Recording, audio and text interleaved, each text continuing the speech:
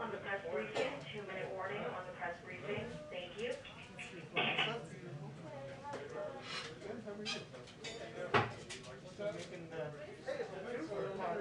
Oh yeah, I just signed up for the first time last week. So excited. Yeah. Yeah, Phil is reopening the studio. Are you in the chair? No, I'm down.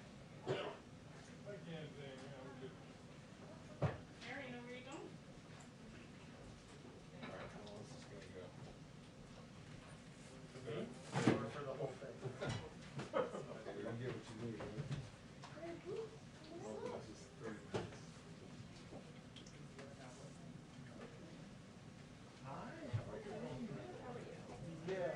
Yeah, you're ahead of, you're right ahead of you.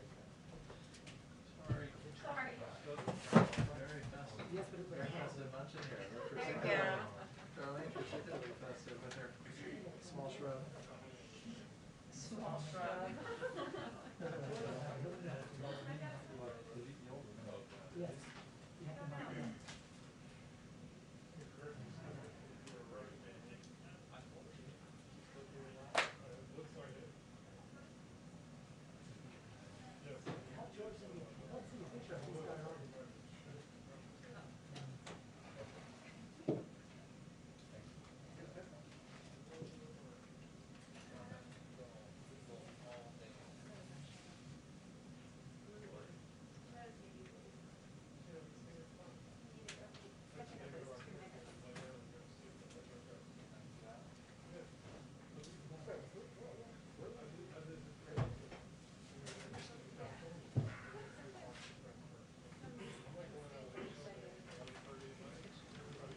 Hi everyone. So much green, so much green. All right. Today we are fortunate to have joining us Secretary of Education, Dr. Miguel Cardona, who was confirmed just 2 weeks ago, a fellow nutmegger, that means from Connecticut, for any of you who don't know. He previously served as the Commissioner of Education in Connecticut. In this position, he faced the unprecedented challenge of responding to the COVID-19 pandemic and led the safe school reopening efforts in Connecticut. To do so, Secretary Cardona and his department provided school districts with the balance of guidance, local autonomy, and oversight needed to ensure equitable and meaningful educational opportunities for students, while also prioritizing public health mitigation measures. Since it's his first time here, first of many, hopefully. He has 2 decades of experience as a public school educator. He began his career as an elementary school teacher. He then served as a school principal. So with that, I will turn it over to the Secretary. He has a short timeline, so he'll be able to take just a couple questions today. As always, I'll be the bad cop, but we'll turn it over to you. Thank you. Thank you.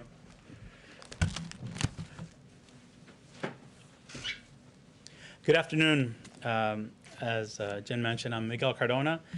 We're at a critically important time in our nation's history in education, and I'm honored to serve as the Secretary of Education. My goal, my priority right now is to safely reopen as many schools as possible, as quickly as possible.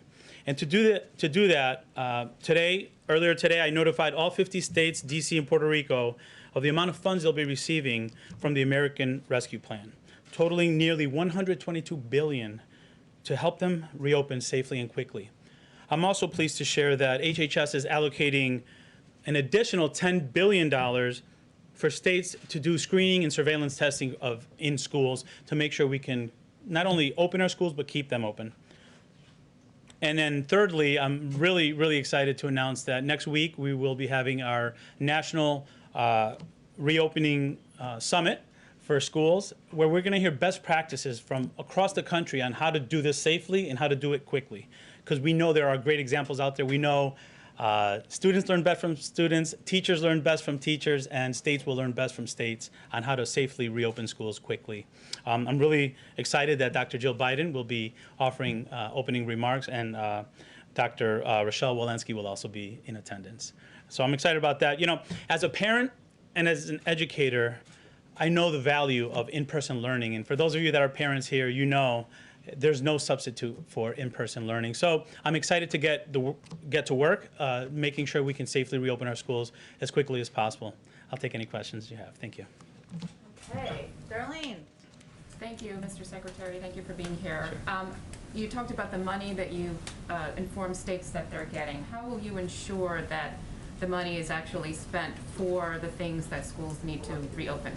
It's a great question. Thank you. It's critically important that we use the funds to support our students, especially those students who have had gaps exacerbated as a result of this pandemic. We know achievement and opportunity gaps have widened, so it's critically important that that process is not only communicated with the education department, but publicly as well. We will be receiving reports from the states on how they're going to be using their money, and we also expect those reports to be public.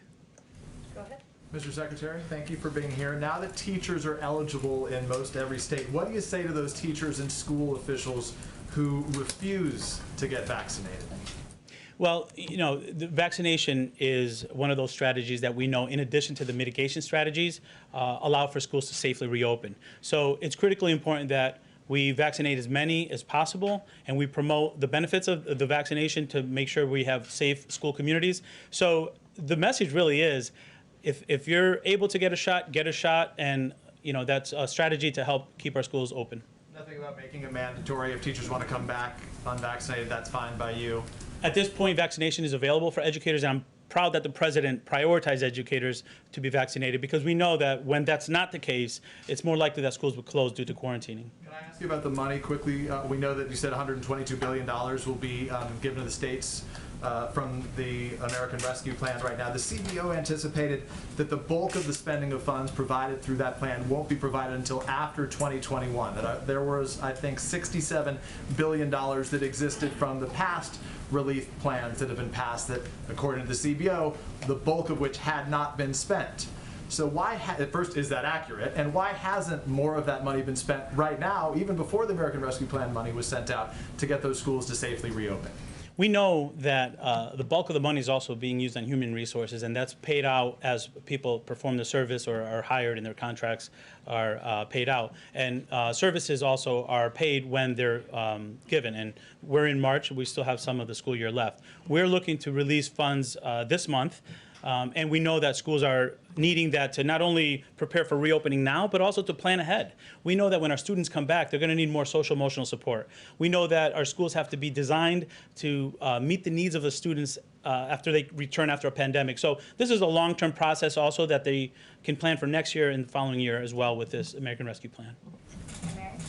You also today announced $12 billion to help ramp up testing in schools. How soon before we're actually going to see some of this surveillance? Yes, that's $10 billion from the Health and Human Services Department. So we're looking to get that soon. We know that that's a tool to help keep schools open, not only reopen, but keep them open in the near future. The goal really is this spring, we want our students back in school as quickly, as safely as possible, and that's going to assist in that process. And we're more than halfway, obviously, through March. Do you have any kind of update on the administration's effort to try and get every teacher at least one shot by the end of the month, where that stands? You know, I'm really pleased that at the state level, many states recognize the importance of vaccinating educators, not only teachers, but paraeducators, custodians, bus drivers. They're critically important parts of that school community. So we know that that's a priority in our different states, and I think it's, as I said earlier, it's part of the strategies to make sure that our schools are safely reopened, in addition to those mitigation strategies that we know, when working, we can also use to safely reopen our schools. Kristen, you're going to have to be the last one, but we'll bring him back. Well, thank you, and thank you, Mr. Thank you. Secretary. Yeah. Today, the head of the CDC said that they are looking to update guidance, reducing the social distancing recommendations from 6 feet to 3 feet. This was one of the sticking points for so many schools as they tried to reopen. Are you at all frustrated by this potential course correction? Not at all. Listen, we're in the middle of a pandemic, and I know the success we've had in Connecticut when I was Commissioner of Education was because we worked very closely with our health department, and we recognize this is a health pandemic, and we're always going to take guidance from our health experts, our sister agencies that are health experts. So I recognize it may change, and if it does, we're going to be able to adapt and work with them. We were successful because we worked closely with them, and we recognize that that partnership is what's going to lead to our schools being open as quickly as possible. Thank you. If you reduce it to 3 feet, would it make it much easier for schools to reopen, in your opinion? If it does go to 3 feet, it'll provide more opportunities potentially for students to enter our schools, which is the goal. Is there any chance that you could say something about the shootings in Atlanta. So the president has spoken out very strongly about the need to halt violence against Asian Americans. You know, as the education secretary, do you see some role for the federal government to play in terms of spreading, you know, message of tolerance or you know, to work against discrimination? My condolences to the family and the communities that suffered that violence. In education, we have a lot of work to do. We have to reopen our schools, and we also have to make sure that we're preparing our students for a tomorrow that we want for our students. So thank you. Thank you, Mr. Secretary. Thank you. All right. Thank you. Okay. Thank you so much. All right, a couple of other things at the top. I wanted to make sure that you all saw the announcement this afternoon from the Treasury Department that as of today, they've dispersed approximately 90 million economic impact payments, which are of course the checks, but most of which are going through direct deposit, totaling more than $242 billion following last week's signing of the rescue plan. This is a key down payment toward the president's announcement on Monday that 100 million payments would be sent in 10 days. So we'll continue to update you as we progress. Then the Violence Against Women Act, as you all know, is being considered in Congress today. It is one of the original fasting, I should say, is one of the president's proudest accomplishments. The president applauds the House of Representatives, which will vote today to pass the Violence Against Women Reauthorization Act of 2021 with expected bipartisan support, and with important improvements to increase safety and services for all survivors. Reauthorizing VAWA is a priority for the president, and he urges the Senate to also come together in a bipartisan manner to ensure swift passage of VAWA so that he can sign it into law soon. With that, Darlene, go ahead. Thank you, Jen. First question, is there any reaction from the White House to Russia recalling its ambassador to the U.S.? They didn't give a specific reason for that move, but it comes after a number of Russia-related developments. Well, we've certainly seen those reports. I would say that our administration is going to take a different approach in our relationship to Russia than the prior administration. Obviously, the president spoke to this during an interview that he conducted just last night. And we are going to be straightforward, and we are going to be direct in areas where we have concerns. As you know, there is an ongoing review. The president has, while we have announced key conclusions from an intelligence community assessment on the poisoning of Alexei Navalny, there's an ongoing review of other areas where we have ongoing concerns. At the same time, we have areas where we believe we can work together. Obviously, the signing of New START is an example of that. Addressing nuclear proliferation is an example of that. And we hope that there is opportunity there. But our relationship will look different. We will be direct. We will speak out on areas where we have concerns, and it will certainly be, and as the president said last night, certainly the Russians will be held accountable for the actions that they have taken. We'll have more on that soon. And since you mentioned the interview last night, the president was asked whether the vice president is the last person in the room with him before decisions, and he responded that most of the time, yes, as a practical matter, yeah, she is. And Then he went on to say, for the full context of the interview, that she's traveling around the country, and referenced the fact that she yesterday was in Denver, Colorado, the day before was in Las Vegas, Nevada, that she has been out there working her heart out, communicating with the American people. So obviously when she's on the road, she's not the person always last in the room by practicality, but otherwise she certainly is. Thanks. Go ahead. A question about the situation on the border. It's now been 3 weeks since I think in this room you were first asked about getting us some press access. Why have we still not seen any images inside these facilities?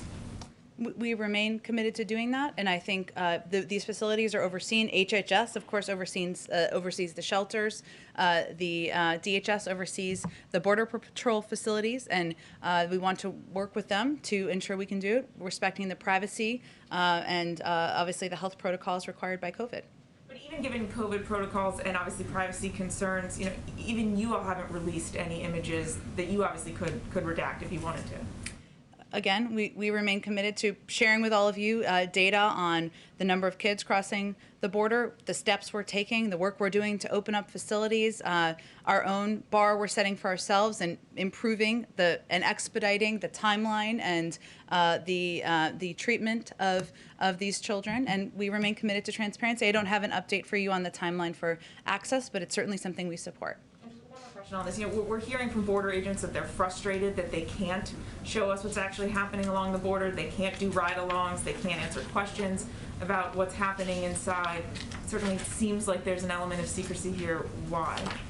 I certainly wouldn't characterize it that way. I know there's Border Patrol agents quoted in a lot of your stories and you speak to frequently, and that's something we support. It's obviously there's a long tradition of coordinating with Department of Homeland Security, but if our policy is keeping people quiet, we are not successful, and it is not our policy to prevent people from talking. And just on one other topic, I'm wondering if you can explain a little bit the IRS's decision to delay the tax filing deadline by a month.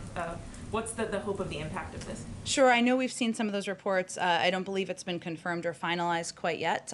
So I will let the IRS make their final decisions, and then if that is what moves forward, we're happy to speak to it. Go ahead. Thank you, Jen. I just kind of want to pick up on Sure. Mary's questioning over there. Is the White House or DHS instructing border agents to refuse ride-along requests from reporters? Because that's what a lot of our folks on the ground are hearing.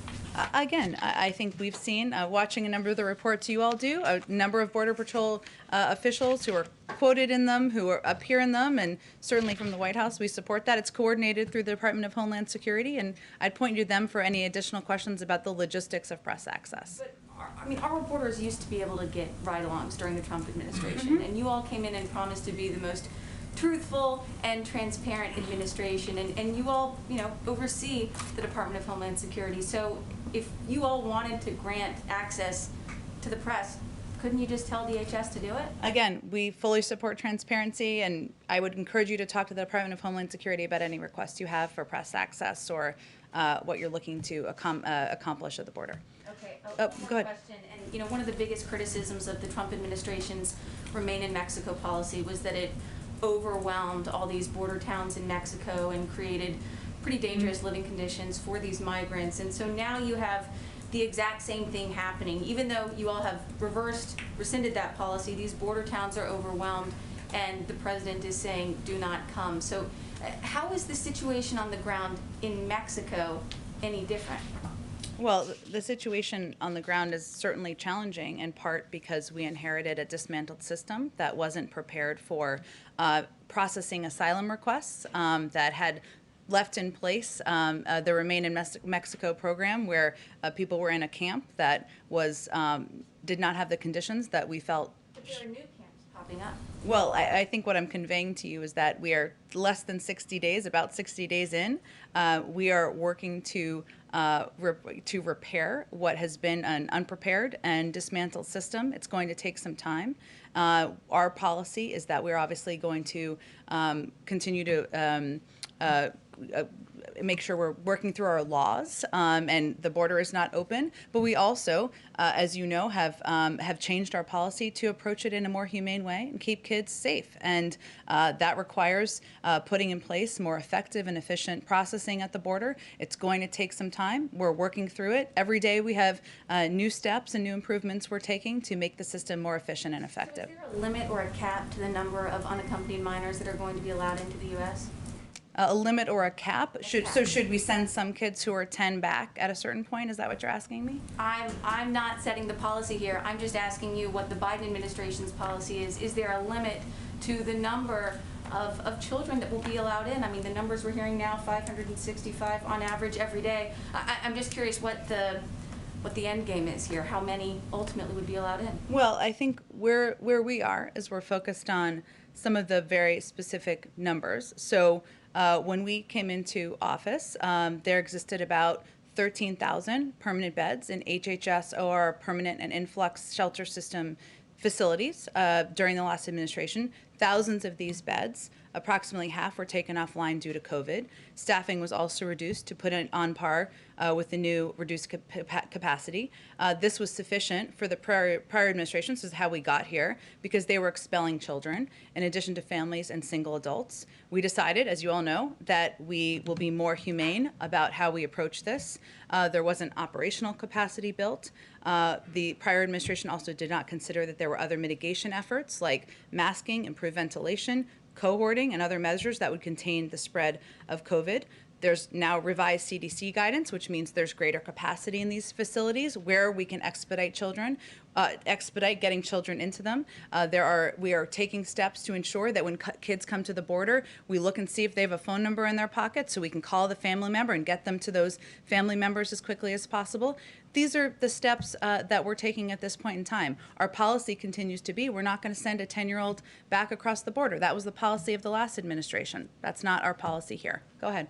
Is if unintentionally, in your commitment to keep these these children under 17 or 17 under safe, if unintentionally, is the U.S. government incentivizing parents to send their children across the border alone because that is their best chance to enter and stay in the United States? Well, that certainly you heard the president say in this interview that he conducted that he is encouraging people not to come. Now is not the time to come. This is not a safe journey for people to take of any age. And he believes, as he talked about last night, that no parent is looking and just trying to make a bet on whether their kid can kind of make it. This is a very difficult and treacherous journey. Most of these kids are fleeing very challenging circumstances. And his view is that there's a number of steps we need to take and steps that he hopes he can work with Democrats and Republicans on. So that's his goal. How's that message communicated to that we heard him obviously in the interview? How is that message being communicated by the U.S. government to those thousands, perhaps tens of thousands, who are already in the midst of this dangerous journey that they're making to the border right now,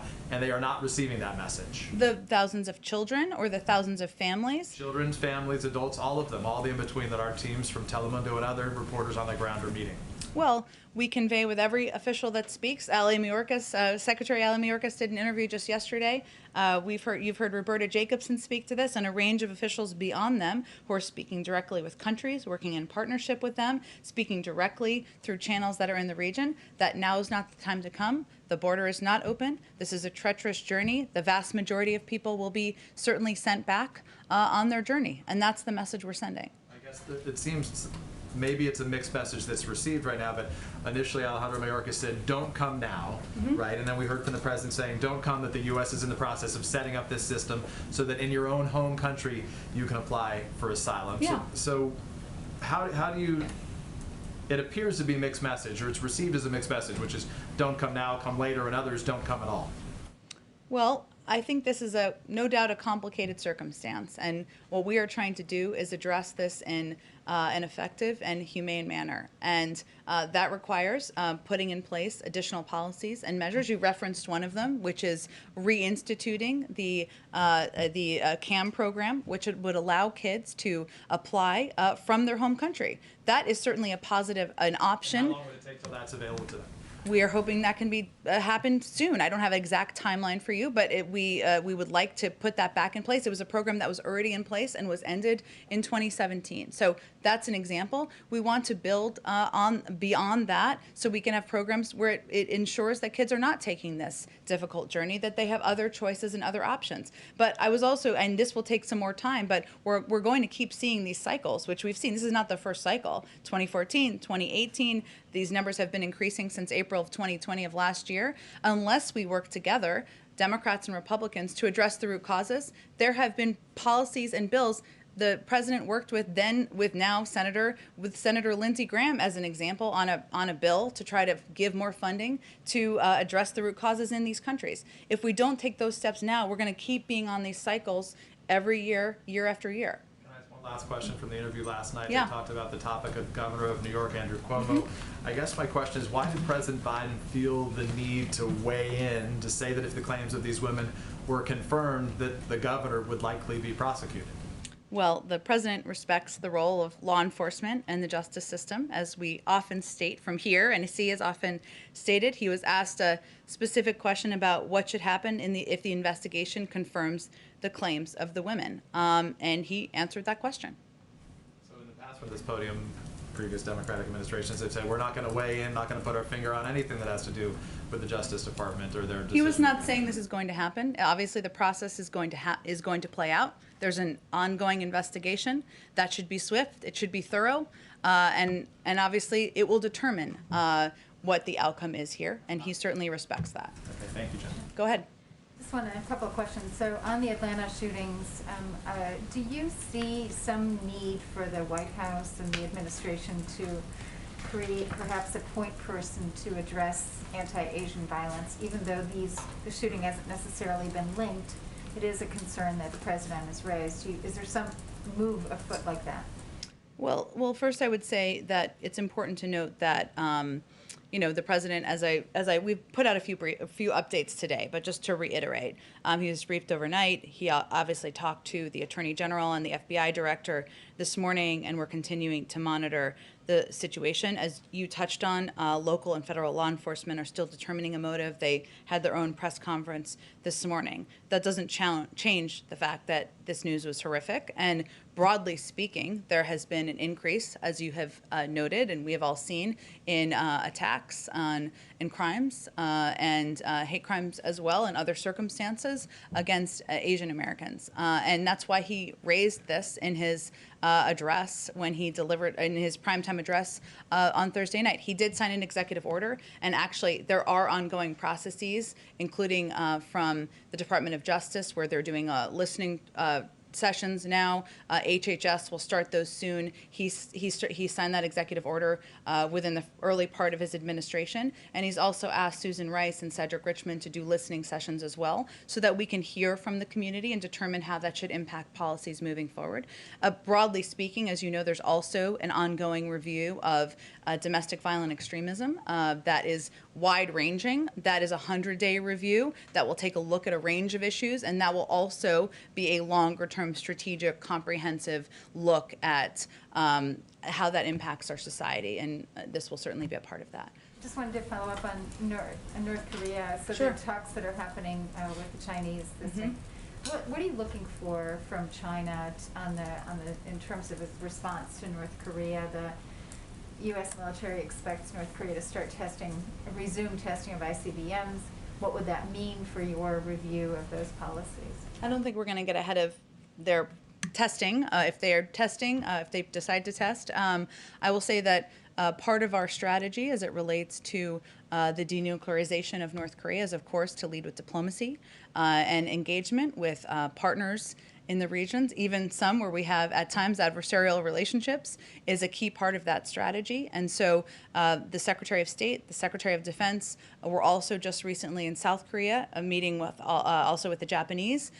They are key partners as we discuss security in the region, and certainly the threats from North Korea are part of that. And obviously that will be part of the discussion with the Chinese. But the strategy is to coordinate and discuss with partners in the region so that we can determine what the path forward looks like.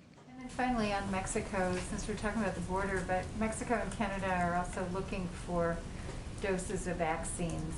There's some reporting out saying that those would be at the top of the list. Can you confirm those reports? Can you say, there's a growing demand? I keep asking this question, it's like there's so much demand out there, and the level of vaccination is so disparate in the advanced economies and in developing countries, but also in neighboring countries like Canada and Mexico. Can you just say what your strategy is to get vaccines out to the rest of the world so that there aren't, increases in variants and all the other negative, consequences of not getting the pandemic under control? Sure. Well, Andrea, our first strategy is, of course, to ensure the American people are vaccinated, and 1,400 people a day are still dying in the United States of America. And so we are still in the midst of fighting a war against the pandemic right here. Now, we have vaccinated more people in this country because of access, because of supply, because of operational capacity than virtually any other country in the world. And we also want to be, the president wants to be, we all want to be contributing members of the global community in getting the pandemic under control. Any decision we make about requests, and we have them from around the world, as you well know, and are tracking, will ensure that we're able to still quickly vaccinate the American people, as that remains our top priority. We have received requests from both Mexico and Canada and are considering those requests carefully, but I don't have any update for you on whether they will be granted and a timeline for that. Go ahead. Thank you, Jim. Following up on Darlene's question about the Russians who are clearly very Yeah. upset, what did the president actually mean when he answered yes or something like that to, is President Putin a killer? Was he talking literally or was he talking metaphorically? I don't have anything more for you to provide analysis on that, but I can say The Russians are extremely upset about it. So.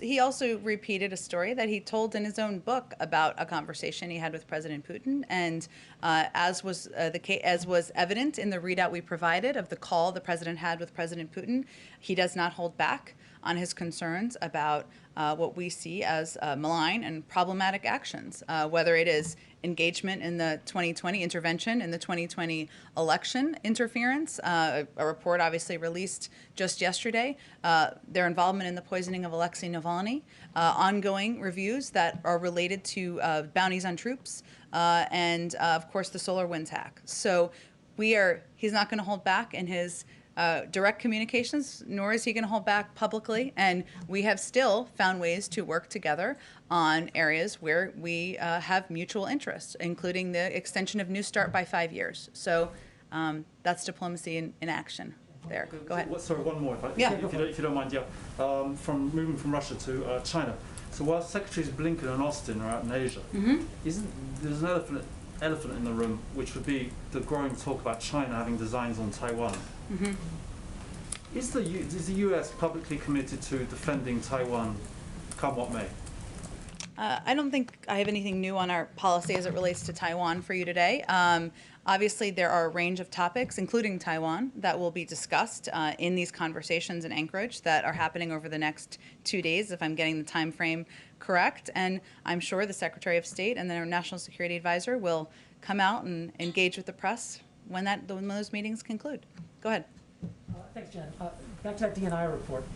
There's an assessment in there that Moscow will continue to try to influence U.S. elections, and it said the reason is that the Kremlin has concluded that it's a manageable risk. And so I'm wondering, I anticipate that you're cooking up some sanctions down the road, and we've got a review and whatnot, and we've heard some sharp language from the president. But it seems like Moscow has concluded that they can handle that, and so how will you keep them from interfering in the third consecutive presidential election? Well, first, the president's relationship and this administration's relationship with the Russians will be very different from what we've seen over the last 4 years, and we've already seen evidence of that from his first phone call with President Putin.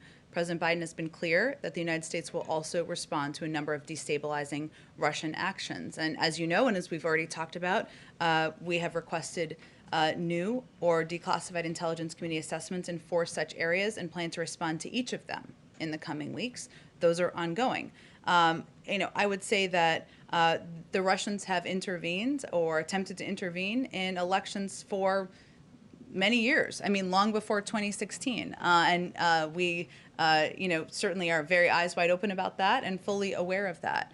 But they're going to pay a price, as the president conveyed last night. We are not going to look the other way, as we saw a bit over the last 4 years, and we will continue to press them on their actions. And there's some language in that report. It said proxies for President Putin have undergone a disinformation or underwent a disinformation campaign, in particular alleging or pushing out disinformation of corruption of President Biden, and also the report specifically mentions his son. So what is his reaction to Putin and his proxies going after him personally? That was not our first awareness of that. I think we all saw that play out in public.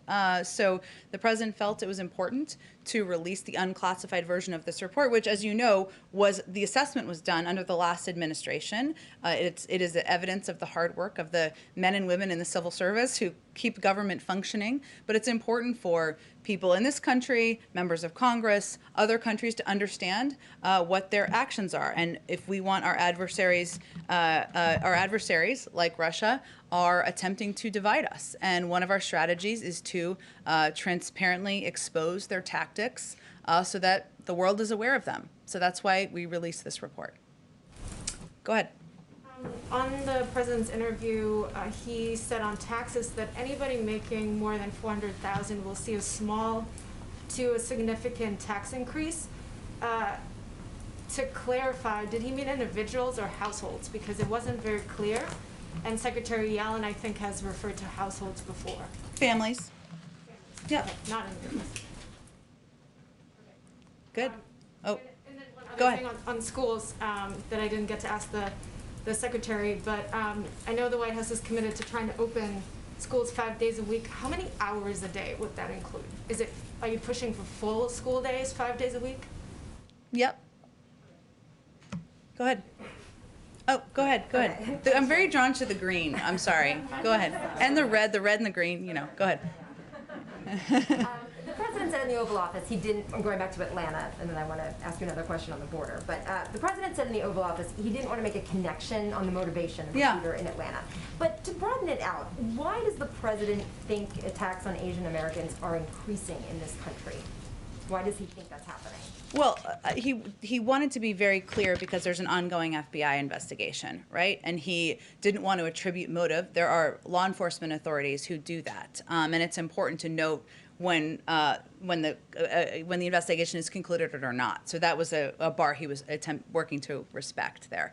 I think there's no question that some of the damaging rhetoric that we saw during the prior administration, blaming, calling COVID, the Wuhan virus or other things, led to, perceptions of the Asian American community that are inaccurate, unfair, have raised, threatening, has elevated threats against Asian Americans, and we're seeing that around the country. That's why even before the horrific events of last night, he felt it was important to raise this issue, elevate it during his first primetime address, why he signed the executive order earlier in his presidency, and he will continue to look for ways to elevate and talk about this issue moving forward. The president said yesterday he does not have plans to visit the border. Why not? Because his focus is on action and taking actions and moving forward policies to ensure we are expediting the processing at the border, that we are opening more facilities, that we are putting in place policies that will move kids more quickly through the Border Patrol facilities, more quickly into safe and secure homes, and that's where his focus is. He doesn't want to get a first-hand look down there himself and talk to officials there. How is he getting updates? He talks to plenty of officials, and he also has received a briefing with photos and directly from his team who went and visited the border and went to a range of facilities. How frequently is he getting updates on some of the numbers of people who are being taken in, and how frequently is he talking to officials that are down there who are getting that first-hand look? Well, he's getting updates. I mean, sometimes it's a part of his PDB. He gets updates regularly, several times a week. It's an issue that is front and center for him, and certainly he's asking questions in a range of meetings with senior officials about progress that's made, about systems that he thinks should be unstuck, about looking for more creative ideas to help ensure these kids are treated, they are put into safe places, and that the work is expedited at the border. Go ahead. Jen, there's a report out that the president personally opposes the reopening of the Homestead Detention Center in Florida. Does he have a personal view on it, or is he just deferring to HHS? HHS is in charge of looking at facilities and which ones are going to be the most appropriate and effective ones to reopen, and he certainly defers to them on decisions that are made on that front. Because this has been a controversial, and I don't need to tell you this, facility in the past. So he doesn't have a particular position on it. It's still on the table that it could reopen? There hasn't been a decision. HHS would be the ones making a decision. I don't have anything more about the president's personal point of view about specific facilities. Just on the president's remarks on taxes last night. Two things. One, when might we expect a major push on this? And two, what does small to significant mean? It depends on how much money you make. Are you a billionaire?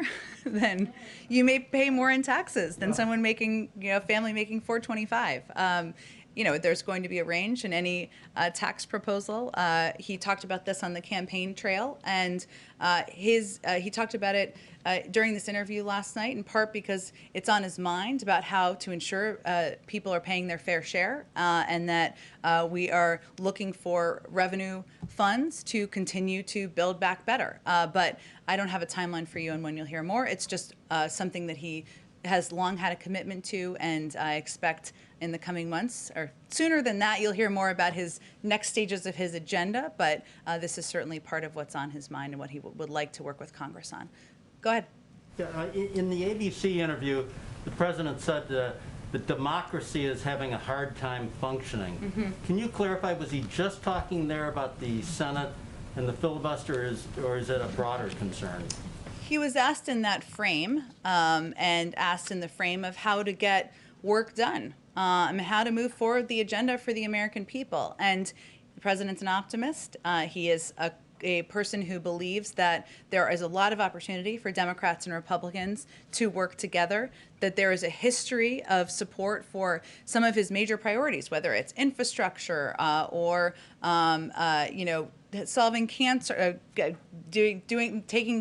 taking steps to help cure cancer, to increasing America's competitiveness. There's another bill that's being considered on that front. That there's a lot of areas where even immigration, there's a long history of Democrats and Republicans working together on that policy. So he's a believer that there is an opportunity to work together. But what he's seen is democracy having a hard time functioning. And in part, that is why were there no Republicans who supported a piece of legislation that almost 80% of the American people supported. That doesn't seem like it's democracy functioning there. And so he was answering a question that was about the filibuster, but more broadly speaking about what he's seeing. And one other thing, because we're required to have an Irish question today. Sure. In talking to the Taoiseach, did he make any commitment as far as once presidential travel resumes to a trip there? I know in his heart he would really like to go, and I'm going to go on that trip. So I'm not aware of any specific timeline for travel or anything along those lines that was made. I'm happy to check for you. He has raised several times that next year St. Patrick's Day will look much different than this year, as I know he did during the meeting. So, everybody get some sleep and rest before a year from now. We've got plenty of time. Go ahead, Jeff. He said he's briefed with photos. Has he asked for or been shown these photos of inside the facilities where some of the children are being held for 3 days? Yes, that was part of the briefing he received when his team came back. And he approves of what he saw. I didn't look too uncomfortable. I know the media are trying to get in there to get their own pictures. It looks okay to him? I certainly did not say that. This is the Border Patrol facilities are not facilities made for children. He is committed to expediting the processing at the border. One of the reasons he wanted a briefing from people who have been in there is so he can see himself what it looks like, and he has redoubled. He was already committed before this, his efforts to ensure we limit it to 3 days, and that we move kids as quickly as possible into these shelter facilities where they can have access to health, to medical experts, to educational experts, to legal advice, and even beyond that, one of the practical steps that he's really pushed the team on is how many of these kids, when they come across the border, have a phone number in their pocket, and can we embed HHS and ORR in the system, in the process, so that they can call that number and see if that can be a vetted family member to get these kids connected to quickly. So he wanted all the specific details. He got that briefing, which I talked about a bit in here about a week and a half or 2 weeks ago. I can't remember the timeline.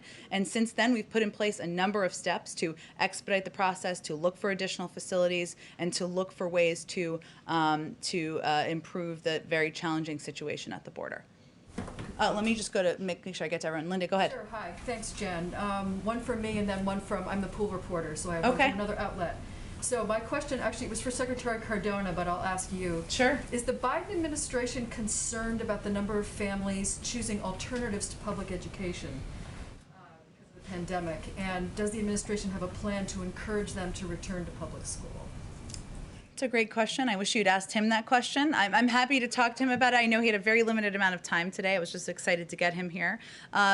Look, I know that this past year has not looked for school. As a mother myself, my daughter did not start kindergarten this year, and I know a lot of people. We know a lot of people had to make different choices, but I can talk to him more about what the plans are to encourage people to get back into the public school system, and obviously that's an important and vital part of communities across the country. Did you have a second question you wanted to? The other question from another outlet. So after today's meeting with the Irish Taoiseach, are there other international meetings on the president's agenda in coming weeks? There certainly will be. I don't have any to preview for you today, but engaging, he's had a number already of remote engagements with his counterparts around the world. Foreign policy is one of his first loves, and so I certainly can convey to you that he will have more of those in the weeks ahead, and as they're scheduled and finalized, we'll share those details with you. Go ahead in the back. Yeah, on the COVID-19 vaccines, what does the president say to Americans who have ethical concerns about taking some of those vaccines, that it might violate their conscience? Give me a little more information. Why would it violate their conscience? The Johnson & Johnson one. Well, that one has ties to a connection to abortion-derived cell lines. So some people are worried that would violate their conscience, taking that. So the president would say what to that? He would say, I know the Pope has spoken to the safety and efficacy of all 3 vaccines, and the American people, these vaccines have been validated by health and medical experts. They're trying to save people's lives, keep people safe, and return our country to normal.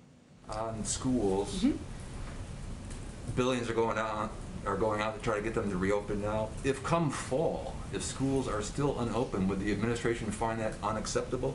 We certainly expect schools to be open in the fall. Go. On airports? Yep. TSA reporting big numbers going to airports. Is the administration worried that the COVID-19 response team's message is just not getting through to people? They're telling people, don't travel, don't travel, don't travel, and people are plowing through the airports. Well, we certainly have to reiterate, and our health and medical team are doing the same. It's not a political message. It's a message from our doctors that's just conveying the fact that the guidelines have not changed in terms of limiting commercial travel. If people are not vaccinated, especially, there are great risks to travel. We've seen that play out. They've spoken to this frequently, our health and medical experts, so we'll just have to keep reiterating that message. We understand it's hard. People want to see their family members. People want to go see their friends, but we are fighting through this pandemic. People are still dying across the country, and we'll keep at reminding people of that. Go ahead in the back. Press conference next week with the president. Any idea how it's going to be assembled? Will it be in here or somewhere else? I don't think it will be in here because it would be very limited numbers in here. We are working to figure out where we can do it in the White House to ensure we have a greater number of people who can attend, and we will do that in a very transparent manner. So we're site looking at this point in time, and we'll have more updates for you soon. Go ahead in the back. First question from a colleague: is President Biden going to call the president of Ukraine, Zelensky, in the near future? Do you have any update or any other potential engagements in the near future? I don't have any previews for you on foreign leader calls at this point. Typically, we preview those maybe the day before, but I'm sure he will have some in the near future, but I don't have any specific ones to preview for you today. And on the vaccine, the president said yesterday that the U.S. is in talks with several countries about sharing vaccine. In the past, you criticized Russia and China for so-called vaccine diplomacy, and you suggested that it should be done through international project or institutions. Do you exclude sharing vaccine on a bilateral basis? I think our criticism was in response to questions about whether we were concerned about how vaccines were being used in some ways by Russia and China in ways that they've used aid and international assistance where there are no strings attached. And sometimes it allows countries to hold themselves to lower standards on human rights, on freedom of press, freedom of speech. And we've seen that play out, as we know, in recent years. So that certainly would be something that is of concern to us. We have not yet provided vaccine doses to any country. We are we of course have a range of requests and a number of requests, and we will consider those carefully. But since we have not done that yet, I don't really have anything more to update you on. Back on the border. Yeah. You talked about the team that went to the border. Yes. They briefed the president. They've Mhm. shown him photographs. Yeah. I think there was a request at some point to have members of that team come to the briefing room and do a briefing. So where does that stand? And since there are photos from that team, why not release those, since with the previous lines of questioning, you have said go to the Border Patrol or go to DHS for the access questions? I'm happy to invite them to the briefing room and talk to them about the photos. And will that team return to the border, or some other configuration of staff members? Will they be making periodic trips down there to assess conditions, or was this one and done? I expect we'll have additional trips to the border, but I don't have one to preview for you today. Thank you, everyone. Happy St. Patrick's Day. You said 425,000. I was 400?